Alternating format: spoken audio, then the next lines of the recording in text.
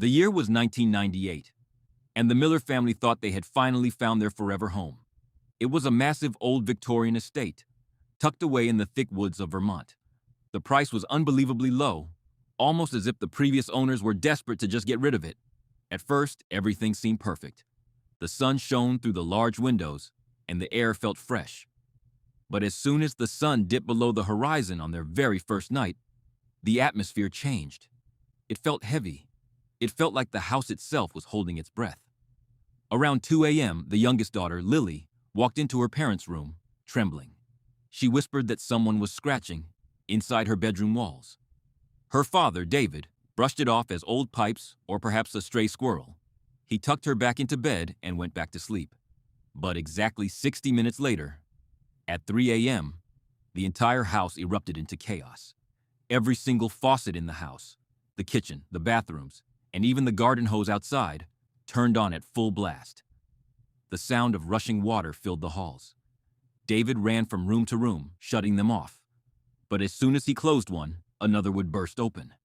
When he finally stopped the last one, he turned around to find his wife standing in the hallway, pointing at the floor. The water wasn't clear. It was a deep, rusty red, smelling of old iron and earth. The next day, David called a plumber, but the man refused to even step onto the property. "That's the Holloway estate," the plumber said, his voice shaking. "No one works on those pipes, not after what happened to the last family." Before David could ask what he meant, the line went dead. That evening, the phenomena grew worse. The scratching wasn't just in the walls anymore. It was under the floorboards, following them as they walked. Footsteps echoed in the attic, though the ladder was locked and the dust on the floor was undisturbed. Desperate and terrified, David grabbed a sledgehammer. He traced the sound of the scratching to a solid brick wall in the back of the basement.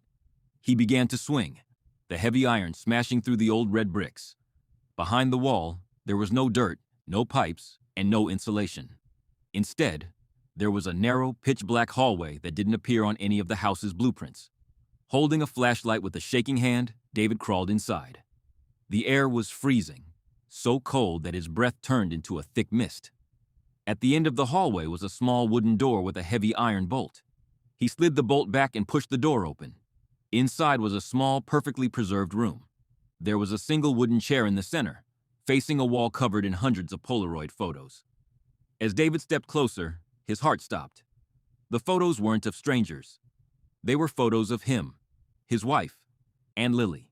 Some were taken while they were moving in, some while they were eating dinner, and the last one, still damp as if it had just been developed, showed David standing in the basement, holding the sledgehammer just 5 minutes ago.